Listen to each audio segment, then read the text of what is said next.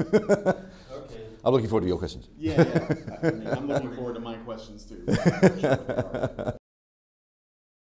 How did you come to find yourself working on the ICMI 2017? I found myself organising the International Conference on Men's Issues after Paul Elam contacted me. I'm managing editor of A Voice for Men, and we were looking at where to host the next ICMI, and Paul called me one day and said, "What do you think about Australia?" And I said, "That sounds great." And we talked about a few different locations, and we decided that the Gold Coast, which is Australia's premier tourist location, was the ideal place to put the conference. And how did you come to find yourself involved with men's rights? So I found myself involved with men's rights around about 3 or 4 years ago, maybe 5 years ago now. I had actually heard of A Voice for Men through various feminist sites. So I think that they're actually been our best advertising agents. And so I heard what a lot of other people have heard. There's this terrible misogynist site and so forth, and they're saying hateful things about women. And like a lot of people, I went to look.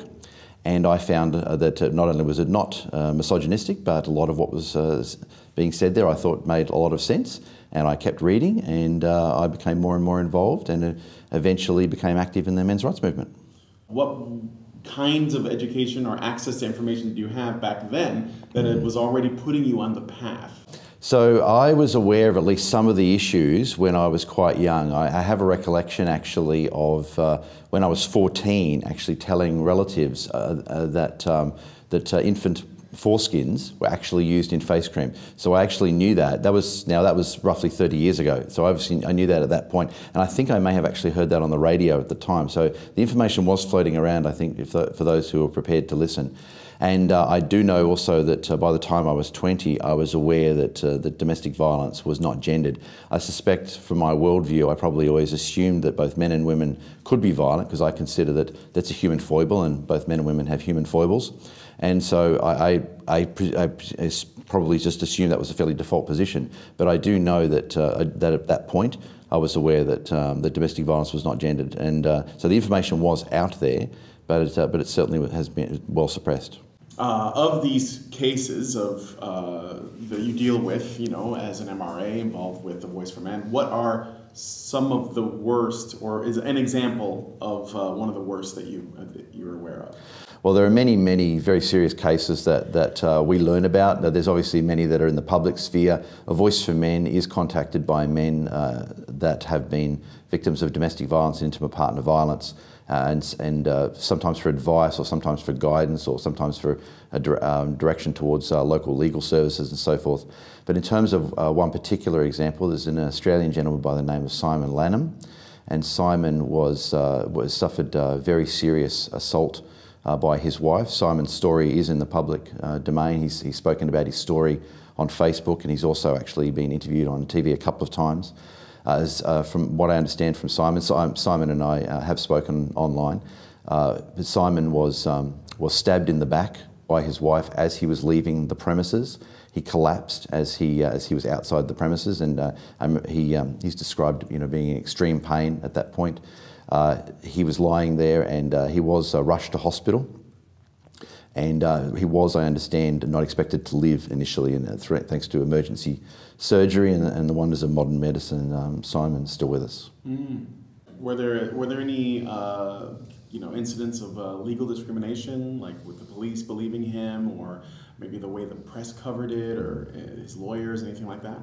In a lot of cases, men have a lot of trouble getting believed, especially with the police believing them and others believing them. In Simon's case, it was so self-evident that I think there was a little question there what had happened. I mean, he was stabbed in the back, and obviously even any sort of self-defense argument wasn't going to fly in that situation. Why do you feel like it's necessary that we have these kinds of events? The reason that we have events like the International Conference on Men's Issues, well, I think there are really two reasons. Firstly, it allows networking within the men's rights community. We have people from all over the world who have come here. A lot of them have known each other online.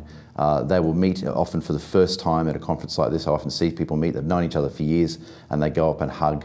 So there's a lot of networking, building community within the men's rights movement. but there's also the fact that we're able to attend some amazing talks and we can demonstrate to the world what it is that we're saying. Yeah, is this open to the public? Like anybody can walk in? So we have tickets for the event, but anyone is welcome to apply for tickets. We have, with this event and with others, we've made it clear that feminists are welcome to attend as long as they are prepared to be civil. We would obviously, there might be certain situations in which we might consider whether or not a certain individual should come in, but there actually haven't been any cases like that with this conference. Can you tell us a little bit more about what happened with Cassie Jaye involving the media this year at the ICMI? So Cassie Jaye attended International Conference on Men's Issues, which was absolutely fantastic, lovely young lady. We had a screening of The Red Pill and then a Q&A with Cassie Jaye afterwards. A number of media events have occurred. I think that really, even many people within the men's rights movement have been really shocked at the way that the Australian media has attacked Cassie. Not all of the Australian media, but certain aspects of the Australian media. And my understanding is that as of this time, all future media interviews with Cassie in Australia have been cancelled. Like cancelled by Cassie or by the, I don't understand who's doing the cancelling? So Cassie has advisors in Australia independent of us, and we've been advised by her media team that all future media interviews have been cancelled, and we actually advised that this morning at the conference. I see. So I watched the Cassie Jaye interview on the project when it was on TV.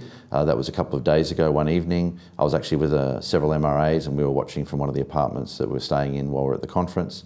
We were really shocked by the way in which she was attacked by the hosts. So I really felt it was terribly unprofessional. Cassie had a Q&A afterwards and she was telling us that the entire interview was actually about 15 minutes. And it was cut down to 5 minutes, and many of the situations in which she was able to rebut their claims were cut out. So the interview was really cut in order to push their narrative and try to paint Cassie in a bad light. And I'm really quite appalled by that as an Australian, and I think it's really unprofessional on the part of the project. Yeah. What were they trying to paint Cassie as, basically, and how did they do that?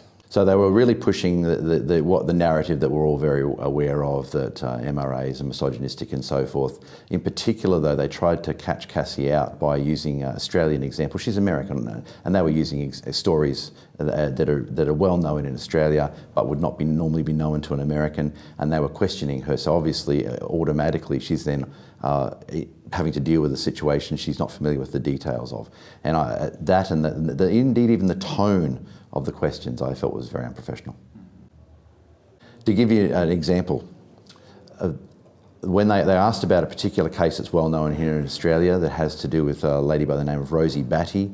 Rosie Batty's husband was, by all accounts, had a mental illness, and Rosie Batty's husband killed their son, their biological child of the two of them. And this was something that they brought up to Cassie. Now Cassie's not, this is well known to every Australian, but to an American this would not normally be known. And they asked her, what do you draw from that? And she thought about that for a moment. She said, well, it's clear that here a young man has been the victim of domestic violence. And there was sort of a pause from and then they said, and one of the hosts then said, is that all you draw from that, or words to that effect? And really the tone that statement was made and the manner of the statement I felt was terribly unprofessional for a professional journalist. So they cherry-picked one story, and then they had hoped that she would have to admit that there's this domestic violence thing is something that only happens to women, when the victim was actually a boy.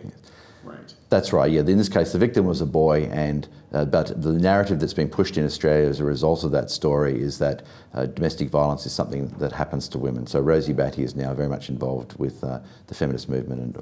Yeah.